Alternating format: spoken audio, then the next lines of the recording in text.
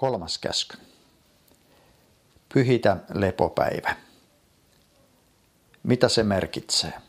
Vastaus. Meidän tulee niin pelätä ja rakastaa Jumalaa, että emme väheksy Jumalan sanaa ja sen saarnaa, vaan pidämme sen pyhänä, kuuntelemme ja opimme sitä mielellämme.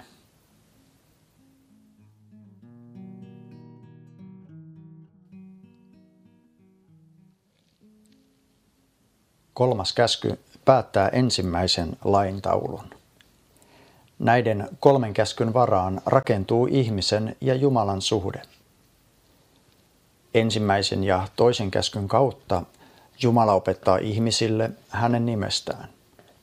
Kolmannessa käskyssä hän opettaa meille paikasta, jossa hänen nimensä on ja jossa hänen nimensä tuo meille kaikki Jumalan lahjat. Kolmas käsky kuullaan usein väärin. Kuulemme sen ikään kuin sanottaisiin, että muista levätä lepopäiväsi. Mutta Jumala sanoi, muista pyhittää lepopäiväsi.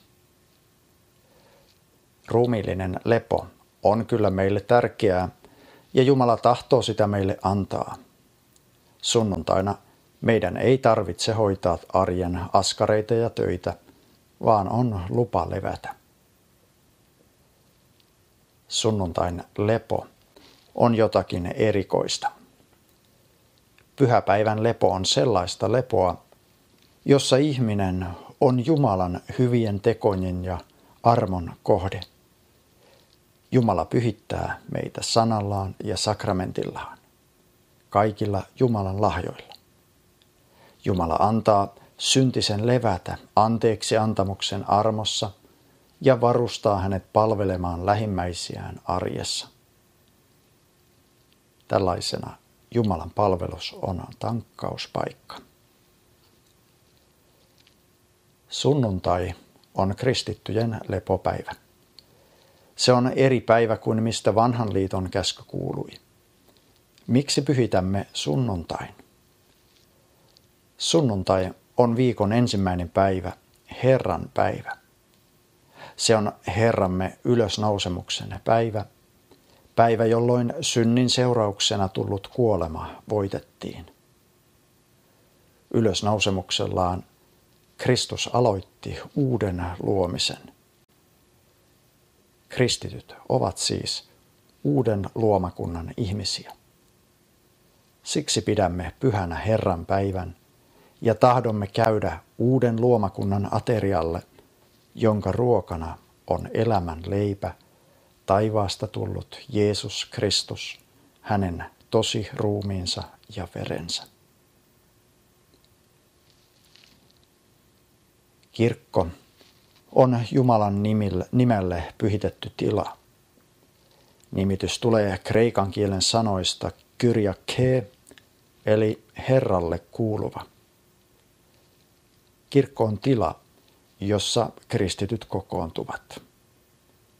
Kirkko voi olla suuri kirkkorakennus. Kirkko voi olla jokin seurakuntatalo. Kirkko voi olla rukoushuone. Kirkko voi olla myös kristitty koti, jossa vietetään Jumalan palvelus, kuten Venäjällä niin usein on. Rakennusta tärkeämpi on kuitenkin siinä kokoontuvat ihmiset.